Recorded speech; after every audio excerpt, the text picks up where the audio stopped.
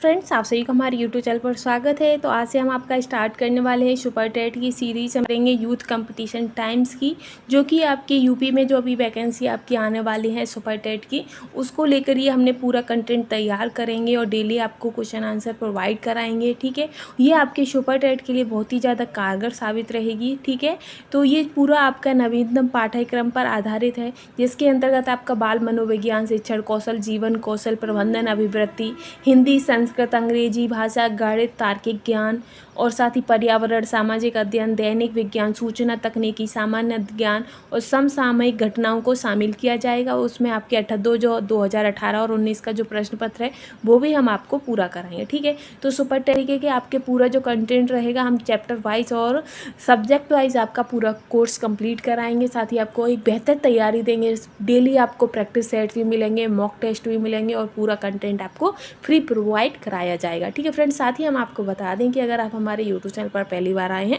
तो please channel के साथ बने रहिएगा। और चलिए हम स्टार्ट करेंगे आज से। तो चलिए फ्रेंड्स, आज की हम क्लास स्टार्ट करते हैं। तो आज जो आपका टॉपिक रहेगा सुपर टेट में, हमारा ये टॉपिक जो है ये आपका जीवन कौशल से संबंधित है, जिसमें आपका प्रेरणा दिया गया है। तो प्रेरणा हमारे जीवन कौशल में किस तरीके से इम्पोर्टेंट है, क्या इसका उपयोग रहता है, कैसा क्या यूज रहता है, टोटल जानकारी हम देंगे। ठीक है, तो ये जो आपका पहला है प्रेरणा, प्रेरणा को इंग्लिश में क्या कहते हैं, तो इसे इंग्लिश में कहते हैं मोटिवेशन। क्या कहते हैं? मोटिवेशन। तो इस भाषा का शब्द है मोटिवेशन, यानी कि लैटिन भाषा से लिया गया है।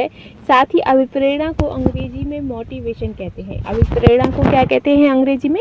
मोटिवेशन कहते हैं। ठीक है, किसी कार्य को करने का जो बोध होता है, जब किसी कार्य को हमें करना है, जैसे कि अभी हमने सोच रखा है कि हमें सुपर टेट की तैयारी करनी है, सुपर टेट की तैयारी करनी है, तो वो तैयारी हमें क्यों करनी है? तो जो क्यों का जो वो आपका आंसर है वो आपकी प्रेरणा है, अभिप्रेरणा है। एक बाहर ये प्रेरणा होती है, जैसे कि बाहर से हमारे जो घर वाले होते हैं वो हमें प्रेरित करते हैं। एक हमारी आंतरिक होती है कि हमें किस तरीके से प्रेरित होना है, कि अगर हमारा सुपर टेट हो जाता है तो हमें क्या क्या हमें लाभ होंगे, क्या क्या रहेगा, तो उसके लिए हम सुपर टेट प्रेरणा, तो ये जो हमारे अंदर से जो भाव आता है वो आपका प्रेरणा होती है। ठीक है, अभिप्रेरणा। ठीक, आगे है कि किसी अधिगम का सर्वश्रेष्ठ मार्ग अभिप्रेरणा है। ये कथन किसका है? तो ये कथन आपका स्किनर का है। स्किनर ने कहा है कि अधिगम का जो सर्वश्रेष्ठ जो मार्ग है वो आपका अभिप्रेरणा है। ठीक है, आगे आता है कि मनोविश्लेषणात्मक सिद्धांत के प्रतिपादक कौन है? तो जो मनोविश्लेषणात्मक सिद्धांत है इसके प्रतिपादक आपके फ्राइड हैं। कौन है? फ्राइड है। ठीक है, आगे है कि शरीर क्रिया सिद्धांत के प्रतिपादक हैं। तो शरीर क्रिया सिद्धांत के जो प्रतिपादक हैं वो मार्गन है। और ये क्वेश्चन भी आपके इंपॉर्टेंट हो जाते हैं, जैसे अधिगम का श्रेष्ठ मार्ग अभिप्रेरणा है और ये डेफिनेशन किसकी है? तो स्किनर की है। वही मनोविश्लेषणात्मक सिद्धांत के प्रतिपादक फ्राइड है, शरीर क्रिया सिद्धांत के प्रतिपादक मार्गन है। ठीक है, आगे है कि योग्यता प्लस अभिप्रेरणा निष्पाद बराबर निष्पादित। ये कथन किसका है? तो ये आपके वुडवर्थ ने दिया है। ठीक है, प्रेरणा के प्रकार कैसे होते हैं? तो आपकी प्रेरणा जो होती है वो दो प्रकार की होती है, एक तो सकारात्मक होती है और एक नकारात्मक होती है। सकारात्मक में क्या होता है कि हम जो आप कार्य कर रहे हो या हम जो कार्य कर रहे हैं उससे हमें प्रेरित किया जाता है कि हाँ बहुत अच्छा कर रहे हो, आगे बढ़ो और आगे अच्छा करो। और वहीं अगर कुछ लोग ऐसे होते हैं जो हमारी प्रेरणा को निगेटिव कर देते हैं, यानी कि जब हम कोई कार्य अच्छा भी कर रहे होते हैं फिर भी वो हमसे कहते हैं अरे नहीं तुमसे नहीं होगा, ये तुमसे हो ही नहीं सकता। तो ऑटोमेटिकली क्या होता है कि हमारे अंदर से और ज़्यादा आग लग जाती है कि नहीं हमें ये करना है, होगा कैसे नहीं, हमें ये करके दिखाना है। तो ये आपकी नकारात्मक और सकारात्मक दोनों हो जाती है, प्रेरणा दोनों से ही दी जाती है। ठीक है, आगे आता है कि मूल प्रवृत्ति सिद्धांत के प्रतिपादक कौन है? तो मूल प्रवृत्ति की जो सिद्धांत के जो प्रतिपादक है वो आपके मैकडूगल है। ठीक है, इसी में हम आगे चलेंगे। तो आगे आपका रहेगा नेक्स्ट कि जो आपका ये मैकडूगल हो गए और मूल प्रवृत्ति की संख्या कितनी है? तो जो आपकी मूल प्रवृत्तियां होती हैं वो 14 होती हैं। मैकडूगल ने 14 मूल प्रवृत्तियों को बताया है। इसी के साथ है कि मनुष्य का प्रत्येक व्यवहार उसकी मूल प्रवृत्तियों से संचालित होता है। ये किसने कहा है? तो ये मैकडूगल ने कहा है कि जो मनुष्य का जो प्रत्येक जो उसका व्यवहार होता है वो कैसे क्या करता है ये उसकी मूल प्रवृत्तियां निर्धारित करती है। ठीक है, आगे है कि फ्राइड के अनुसार मूल प्रवृत्तियां हैं। तो फ्राइड के अनुसार जो मूल प्रवृत्तियां हैं वो दो हैं, एक तो जीवन मूल प्रवृत्तियां और दूसरी मृत्यु मूल प्रवृत्तियां। ठीक है। फिर है कि नकारात्मक प्रेरणाओं को और किस नाम से जानते हैं? तो जो नकारात्मक प्रेरणा होती है उसे बाह्य प्रेरणा भी कहते हैं, बाह्य प्रेरणा भी कहते हैं। और जो आंतरिक प्रेरणा होती है वो क्या होती है? नहीं, मुझे ये करना है, मुझे हर हालत में ये करना है, ये आपकी आंतरिक हो गई। लेकिन वही है जो आपकी नकारात्मक बाहर से दी जा रही है कि नहीं ये आप नहीं कर सकते हैं, तो ये आपकी बाह्य प्रेरणा हो जाती है, ठीक है। आगे हम बढ़ेंगे, नेक्स्ट पर चलेंगे।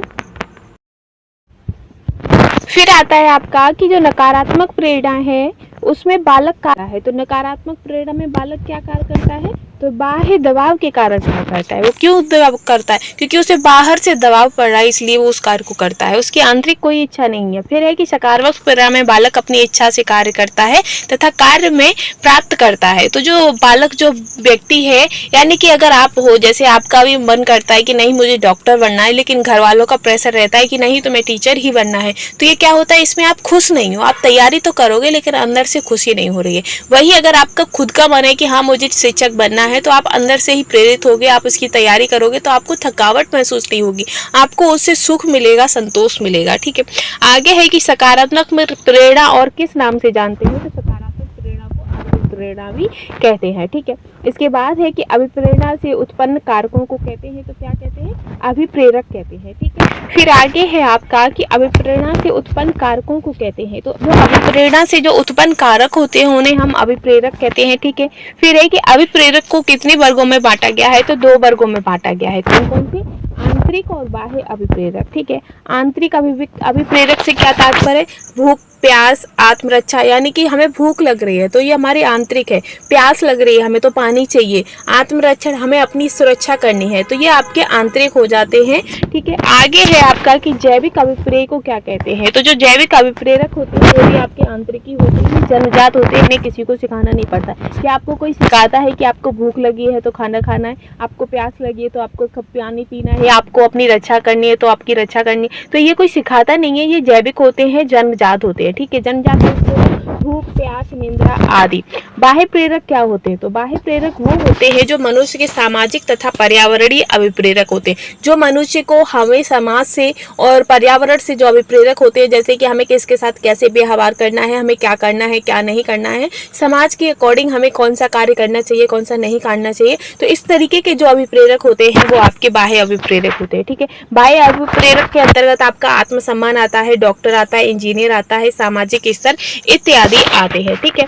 इसी के साथ है कि अभिप्रेरणा के सिद्धांत हैं। तो अभिप्रेरणा के जो सिद्धांत हैं वो आपके 6 हैं। कितने हैं?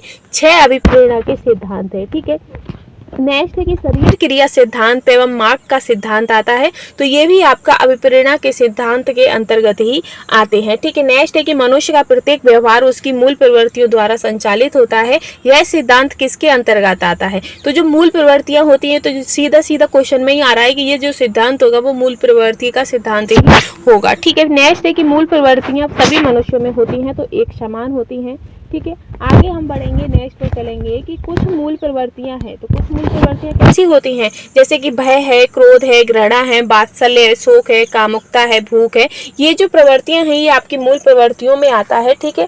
इसी के साथ नेक्स्ट है कि जनन ग्रंथियों का संबंध होता है। तो जो जनन ग्रंथियां होती हैं उनका जो संबंध होता है ये आपका यौन प्रेरणा से होता है, ठीक है। नेक्स्ट है कि कार्य प्रारंभ करने, जारी रखने और नियमित करने की जो प्रक्रिया होती है वो हमें प्रेरणा से उत्पन्न होती है। अगर हम उसी कार्य को, जो कोई कार्य है, अगर हम उसमें ऊबने लग जाएं, थकने लग जाएं, उससे बोर होने लग जाएं, तो हम उसे आगे नहीं बढ़ा सकते। जब हमें अंदर से हमें प्रेरणा मिली होती है कि हमें ये कार्य करना है, तो अब हम उस कार्य को आरंभ भी करते हैं, जारी भी रखते हैं, और नियमित करने की प्रक्रिया क्या होती है? आपकी प्रेरणा के अंतर्गत आती है, ठीक है। नेक्स्ट है कि मनोवैज्ञानिकों ने के अनुसार किस विधि द्वारा मूल प्रवृत्तियों में परिवर्तन लाया जा सकता है? तो जो मनोवैज्ञानिक है तो मार्ग अंतरीकरण के द्वारा, किसके द्वारा? मार्ग अंतरीकरण के द्वारा उनकी मूल प्रवृत्तियों में अंतर लाया जा सकता है। इसी के साथ नेक्स्ट है कि मनोविश्लेषणात्मक सिद्धांत के अनुसार मनुष्य के व्यवहार को प्रभावित करने वाले अभिप्रेरणा के कितने कारक हैं? तो 2 कारक होते हैं, एक तो आपकी मूल प्रवृत्ति होती है और दूसरा आपका अचेतन मन होता है, ठीक है। इसी के साथ नेक्स्ट है कि जीवन मूल प्रवृत्ति तथा मृत्यु मूल प्रवृत्तियां क्रम से किस व्यवहार की तरफ प्रवृत्त करती हैं, तो ये आपकी संरचना एवं विध्वंसात्मक प्रवृत्तियों की ओर करती हैं। ठीक है, आगे हम चलेंगे कि अंतर्नोद सिद्धांत के प्रतिपादक हैं। तो अंतर्नोद सिद्धांत के जो प्रतिपादक हैं वो आपके C.L. हल है। कौन है? C.L. हल। ठीक है, इसके बाद है कि किस सिद्धांत के अनुसार मनुष्य की शारीरिक आवश्यकताएं मनुष्य के कम तनाव पैदा करती हैं। तो जो अंतर्नोद सिद्धांत होते हैं, अंतर्नोद सिद्धांत होते हैं, उसमें क्या होता है कि ये मनुष्य की जो तमाम शारीरिक आवश्यकताएं होती हैं और मनुष्य के जो तनाव होता है उसे कम पैदा करती हैं। ठीक है, इसी के साथ है कि मनुष्य को विशेष प्रकार की कार्य करने के लिए कौन सी अभिप्रेरित करता है। तो जो अंतर्नोद यानी कि जो हमारे अंदर की जो वो आंतरिक प्रेरणा जो होती है, आंतरिक अभिप्रेरणा जो होती है वो हमें तमाम कार्य करने के लिए प्रेरित करती है। ठीक है, प्रोत्साहन सिद्धांत के प्रतिपादक कौन है? तो प्रोत्साहन देने के जो सिद्धांत जो है उसके जो प्रतिपादक है वो बोल्स और काफमैन है। कौन है? बोल्स और काफमैन। ठीक है, आगे है आपका नेक्स्ट कि किस सिद्धांत के अनुसार मनुष्य अपने पर्यावरण में स्थित वस्तु, स्थिति तथा क्रिया से प्रभावित होकर क्रिया करता है। तो वो आपका है प्रोत्साहन सिद्धांत। ठीक है, पर्यावरण के सभी तत्वों को माना जाता है तो प्रोत्साहन ही माना जाता है। आगे हम बढ़ेंगे। फिर है आपका कि प्रोत्साहन सिद्धांत के अनुसार प्रोत्साहन कितने प्रकार के होते हैं। तो प्रोत्साहन आपके दो प्रकार के होते हैं। कौन से? एक तो धनात्मक और दूसरा ऋणात्मक। और आपका जो अभिप्रेरक थे वो भी दो प्रकार के होते हैं, आंतरिक और बाह्य। ठीक है, निगेटिव और सकारात्मक। और वैसे ही आपके प्रोत्साहन भी दो तरीके के होते हैं, धनात्मक और ऋणात्मक। मनुष्य को लक्ष्य की तरफ बढ़ाने के लिए कौन सा प्रोत्साहन प्रेरित करता है? तो जो धनात्मक प्रोत्साहन होता है वो मनुष्य की उसके लक्ष्य की ओर बढ़ाने के लिए प्रेरित करता है। ठीक है, इसी के साथ नेक्स्ट है कि धनात्मक प्रोत्साहन कौन कौन से होते हैं। तो भोजन, भूख, प्यास, पानी, ये जो आपके प्रोत्साहन है ये धनात्मक प्रोत्साहन के अंतर्गत आते हैं। मनुष्य के लक्ष्य की ओर बढ़ने से रोकता है। तो जो ऋणात्मक होता है यानी कि निगेटिविटी जो होती है वो आपको लक्ष्य तक पहुंचने के लिए आपको रोकती है। ठीक है, नेक्स्ट है कि मार्गन किस सिद्धांत के प्रतिपादक हैं। तो जो मार्गन है वो शरीर क्रिया सिद्धांत के प्रतिपादक है, शरीर क्रिया सिद्धांत के। ठीक है, इसी में नेक्स्ट है आपका कि किस सिद्धांत के अनुसार मनुष्य में अभिप्रेरणा किसी बाह्य उद्दीपन द्वारा उत्पन्न नहीं होती बल्कि उसके शरीर के अंदर के तंत्रों में होने वाले परिवर्तन के कारण ही उत्पन्न होती है। तो ये आपका शरीर क्रिया सिद्धांत पर आ जाता है और ये किसका सिद्धांत है? तो ये मार्गन का है। ठीक है, मांग सिद्धांत के प्रतिपादक कौन है? तो मांग सिद्धांत के जो प्रतिपादक हैं वो आपके अब्राहम मैस्लो हैं। कौन है? Abraham Maslow. ठीक है, नेक्स्ट है कि किस सिद्धांत के अनुसार मनुष्य का व्यवहार उसकी आवश्यकताओं से प्रेरित होता है। तो जो मांग का सिद्धांत है उसके द्वारा जो मनुष्य का जो व्यवहार होता है उसकी आवश्यकताओं के लिए प्रेरित होता है। ठीक है, इसके साथ ही नेक्स्ट है कि किस मनोविज्ञान के अनुसार मनुष्य जब तक एक स्तर की आवश्यकता को पूरा नहीं कर लेता दूसरे स्तर की आवश्यकता की पूर्ति की ओर नहीं बढ़ता है। तो ये किसका सिद्धांत के अंतर्गत आता है? तो ये अब्राहम मैस्लो ने कहा है कि जो मनुष्य होता है जब तक वो एक स्तर की आवश्यकता को पूरा नहीं करेगा तब तक वो दूसरे स्तर की आवश्यकता की पूर्ति की ओर नहीं बढ़ेगा। पहले उसे अपनी पहली ख्वाहिश पूरी करनी होती है तभी वो दूसरे पर पहुंचता है। ठीक है, आगे है कि मैस्लो के मांग का सिद्धांत कितने क्रम में स्पष्ट होता है। तो जो मांग का सिद्धांत है वो आपके 5 क्रम में स्पष्ट होता है। ठीक है, अभिप्रेरणा के 4 तत्व कौन से हैं? तो जो अभिप्रेरणा होती है उसके 4 तत्व होते हैं। कौन कौन से? जब हमें किसी चीज की आवश्यकता होती है, जब हमें किसी चीज की आवश्यकता होगी तभी हम उस तक पहुंचने के लिए जो हमें चालक की जरूरत होती है वो उसकी आवश्यकता पड़ेगी। और उस तक जो हम पहुंचना है जो हमें यानी कि पहले हमें किसी चीज यानी कि हमें प्यास लगी है, प्यास लगी तो हमें क्या चाहिए? हमें प्यास लगी यानी कि हमें आवश्यकता है किसकी? पानी की। और पानी की हमें आवश्यकता, ये तो हमें पता चल गया पानी की आवश्यकता है, तो चालक क्या हो गया? आपका पानी हो गया। अब पानी तक पहुंचने के लिए हम क्या चाहिए? तो प्रोत्साहन चाहिए। मतलब अगर हम पानी तक नहीं पहुंचेंगे तो हमें पानी नहीं मिलेगा, हमें पानी चाहिए, हमें बहुत जरूरत है, तो ये आपका प्रोत्साहन में आ जाएगा। ठीक है, प्रेरक जो पीछे से आपका आता है। फिर है कि आवश्यकता जन्म देती है। तो आवश्यकता किसको जन्म देती है? अंतर्नोद को जन्म देती है। ठीक है, आगे रहेगा आपका कि मैस्लो ने अभिप्रेरण को कितने भागों में वर्गीकृत किया है। तो मैस्लो ने जो अभिप्रेरण है उसको 2 भागों में प्रेरित किया है, जन्मजात अभिप्रेरण और अर्जित। कुछ जो अभिप्रेरित होते हैं वो जन्मजात होते हैं और कुछ अर्जित किए जाते हैं। ठीक है, आगे है कि थॉमसन द्वारा अभिप्रेरणा को कितने भागों में वर्गीकृत किया गया है। तो थॉमसन ने अभिप्रेरणा को 2 भागों में वर्गीकृत किया, एक स्वाभाविक अभिप्रेरण और कृत्रिम। यानी कि वही हो गया एक आपका जन्मजात हो गया और दूसरा अर्जित। कृत्रिम आपका अर्जित में आता है, जन्मजात आपका स्वाभाविक में आता है। ठीक है, नेक्स्ट है कि ग्रेट ने अभिप्रेरण के कितने प्रकार बताए हैं? तो ग्रेट ने अभिप्रेरणा के 3 प्रकार बताए हैं। कौन कौन से हैं? तो जैविक अभिप्रेरणा आती है इसके अंतर्गत, मनोवैज्ञानिक आता है और सामाजिक आता है। कौन कौन से आते हैं? जैविक अभिप्रेरणा, मनोवैज्ञानिक अभिप्रेरणा और सामाजिक अभिप्रेरणा। ठीक है, इसी में हम आगे है कि सामान्य रूप से अभिप्रेरणा कितने प्रकार की होती है? तो 6 प्रकार की होती है। ठीक है, और जन्मजात प्रेरक कौन से होते हैं? तो भूख, प्यास, काम, निंद्रा, विश्वास, ये जो है ये आपके जन्मजात होते हैं, ये आपको कोई सिखाता नहीं है। ठीक है, फिर है कि रुचि, आदत, सामुदायिकता किसके अंतर्गत आते हैं? तो जो रुचि, आदत और सामुदायिकता है ये आपके अर्जित प्रेरक के अंतर्गत आती है। मनोवैज्ञानिक प्रेरक कौन से हैं? तो काम, भय, प्रेम, दुख, आनंद, और ये जो है ये आपके मनोवैज्ञानिक है। स्वाभाविक तो खेल, अनुकरण करना, सुझाव और प्रतिष्ठा जो है ये आपके स्वाभाविक होते हैं। कृत्रिम में आपका दंड, प्रशंसा और पुरस्कार, सहयोग, ये सभी आपके कृत्रिम के अंतर्गत आते हैं। ठीक है, आगे हम बढ़ेंगे। नेक्स्ट है कि गेरेट के अनुसार सामाजिक प्रेरक कौन से हैं? तो जो सामाजिक प्रेरक हैं जैसे कि आपकी आत्म सुरक्षा, आत्म प्रदर्शन, जिज्ञासा, इस टाइप के जो प्रेरक होते हैं ये आपके सामाजिक प्रेरक में आता है। ठीक है, फिर है कि प्राणी में किसी की कमी की पूर्ति का घोतक क्या है? तो किसी की कमी यानी कि हमें उस चीज की आवश्यकता है तो आवश्यकता का घोतक होता है। ठीक है, आवश्यकता को सामान्यतः कितने वर्गों में बांटा गया है? तो 2 में। एक आपकी शारीरिक और जैविक आवश्यकता होती है, दूसरी आपकी मनोसामाजिक आवश्यकता होती है। ठीक है, फिर आएगा आपका कि आवश्यकता प्राणी के अंदर तनाव पैदा करता है और यह तनाव जिस रूप से अनुभव किया जाता है उसे क्या कहते हैं? तो उसे अंतर्नोद कहते हैं। क्या कहते हैं? अंतर्नोद। जब हमें किसी चीज की आवश्यकता होती है कि नहीं ये हमें चाहिए तो मतलब तो अंतर्नोद अंदर से पैदा होता है, तो जो तनाव जो होता है अंतर्नोद होता है उस चीज के लिए ललक हो जाती है। ठीक है, आगे रहेगा कि उद्दीपन को क्या कहते हैं? तो उद्दीपन को आपका प्रोत्साहन कहा जाता है। इसी में आएगा कि वातावरण से प्राप्त होने वाली वस्तु जो प्राणी की आवश्यकताओं की पूर्ति कर अंतर्नोद को शांत करती है वो क्या कहलाती है? तो वो आपकी प्रोत्साहन कहलाती है। क्या कहलाएंगी?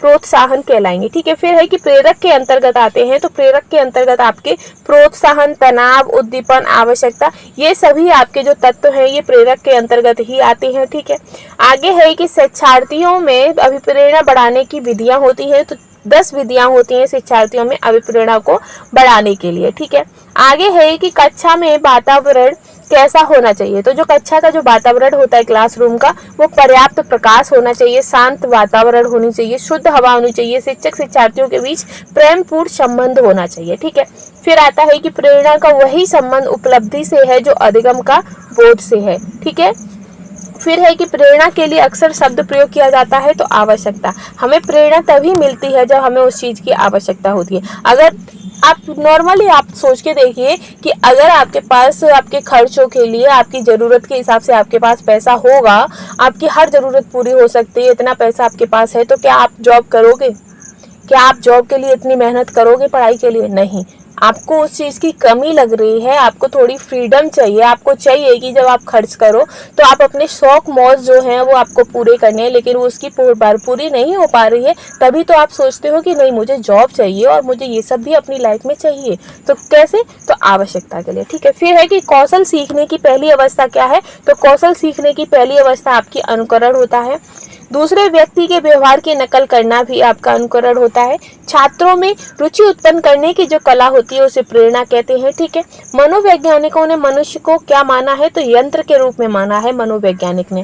फिर है कि अभिप्रेरणा स्वास्थ्य सिद्धांत प्रतिपादित किया है, तो किसने? तो फ्रेडरिक हार्वर्ड ने ये प्रतिपादित किया है। ठीक है, आगे चलेंगे तो आगे है कि अभिप्रेरणा में उद्दीपन अनुक्रिया सिद्धांत है, तो उद्दीपक अनुक्रिया का जो सिद्धांत है वो स्किनर ने दिया था।